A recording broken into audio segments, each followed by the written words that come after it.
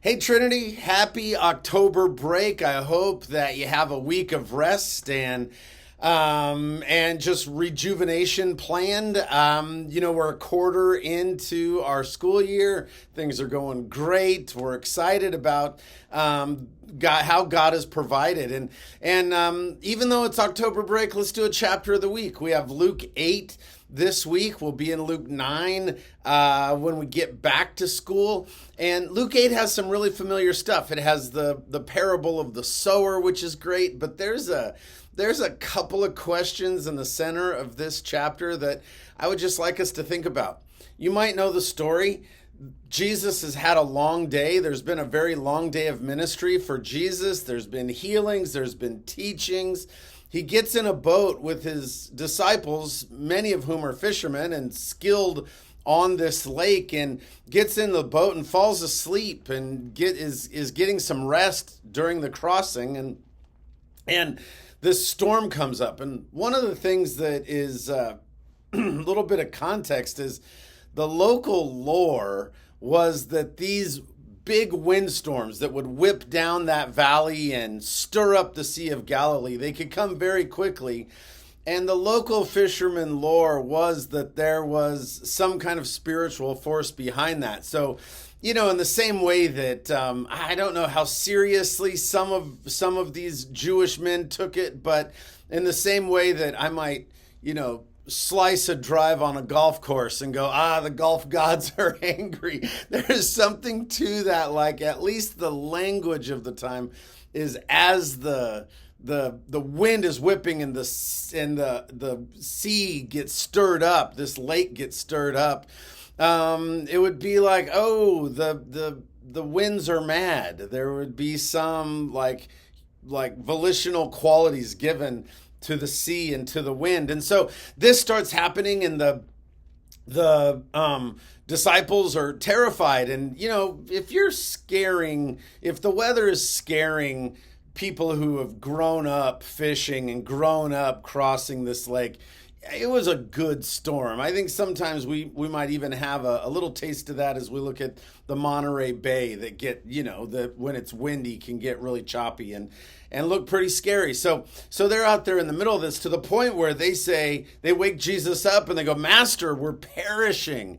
They thought they were going to die. Again, when you have skilled career fishermen on the lake they're familiar with saying, "Well, this is it. We're going to die." This was a serious storm. So you know the story. "Master, we are perishing," and he awoke and rebuked the wind. That's interesting. He didn't do something less personal, but rather rebuked the wind. It's the same language that gets used when he rebukes a demon. So somehow Jesus is not just able to do a magic trick. No, he really is the Lord of the weather. He can boss it around. There's authority there over even these weather events. So he rebuked the wind and the raging waves, and they ceased, and there was a calm. And he said to the disciples, and here's a question that he asked them, and then a question they asked themselves. He asked them, "Where is your faith?"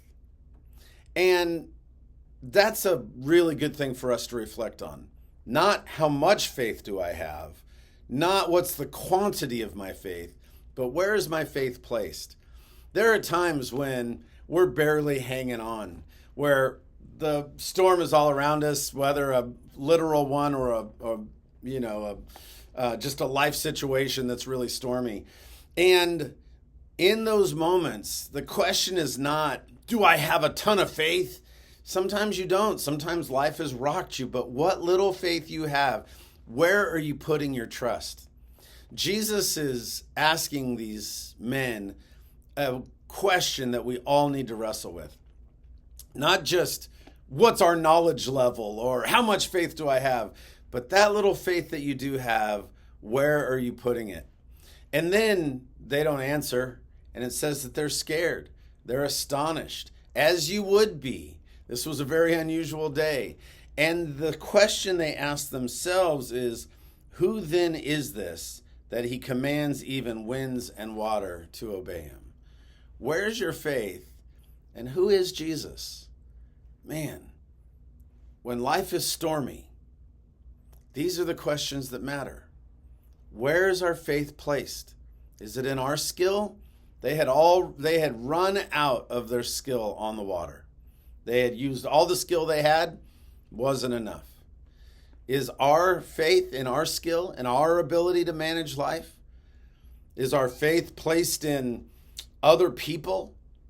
Or rather, do we answer the question, who is this man? Who is Jesus? With the answer, he's King of Kings and Lord of Lords. He died for the sins of the world and was raised on the third day and is ascended to his position of glory. He was God, is God, will be God, the same today, yesterday, and tomorrow. And what little faith I can muster, I'm going to put in him. Have a great October break and ask, how is it that you weather storms? I'll see you next week.